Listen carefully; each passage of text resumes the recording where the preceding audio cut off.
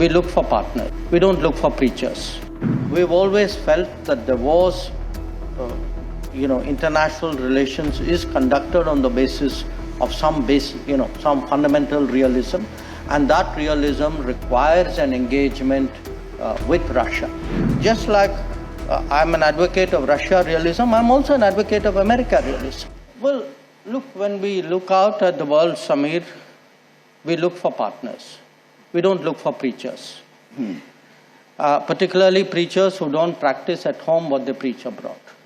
And I think some of Europe is still struggling with that problem. Some of it is changing. So, the issue for us, in many ways, Europe, I think, has entered a certain zone of reality check. Now, whether they are able to step up to it or not, it's something we will have to see.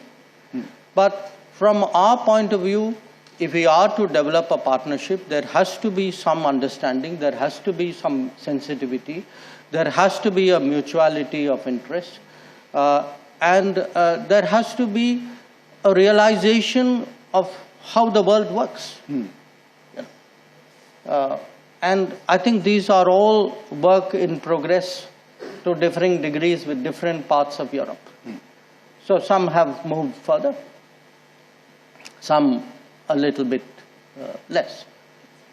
We are not necessarily taking the case of one party or the other, but we've always felt that there was, international relations is conducted on the basis of some fundamental realism, and that realism requires an engagement with Russia.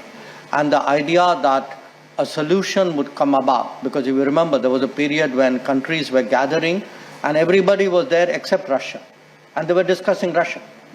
So the idea that you will get a solution out of Russia without inviting Russia challenged, the basics of realism. So we have felt always that there is a need to engage Russia. Nobody wants wars. These are particularly in a very interdependent world. These are mutual. These are lose-lose situations. But I think for us to engage Russia, and if there is any way we can be of any help, we have always been very open about it. Having said that, we have also been very careful not to prescribe a solution. We have not told one or the other party, do this or do that. And that's important to remember, because that's a courtesy which apparently is not always granted to us. So we get advice on what we should be doing. So the point I am making is, yes, it is going to be a challenge from an Arctic Council perspective. That, if you look at your own past presidencies, I think there was a 2-year Russian presidency in 22-23, or no. I forget the year, fairly recent. No. So if you have situations where everything is gridlocked, and then say, well, how do we get a global governance answer? The answer is you're not going to get it. And that is what, it's not just the Arctic Council, it happened in the Security Council as well. So I think it's important to get global governance back to work. It is important. We may disagree. We disagree with some countries, but because you disagree doesn't mean that, that there is a total breakdown in that sense. And your answer, Samir, is yes, when the Quad meets, which it is expected to do later this year, the Quad is essentially focused around Indo-Pacific, but the Indo-Pacific is a very interesting region because it points in different directions.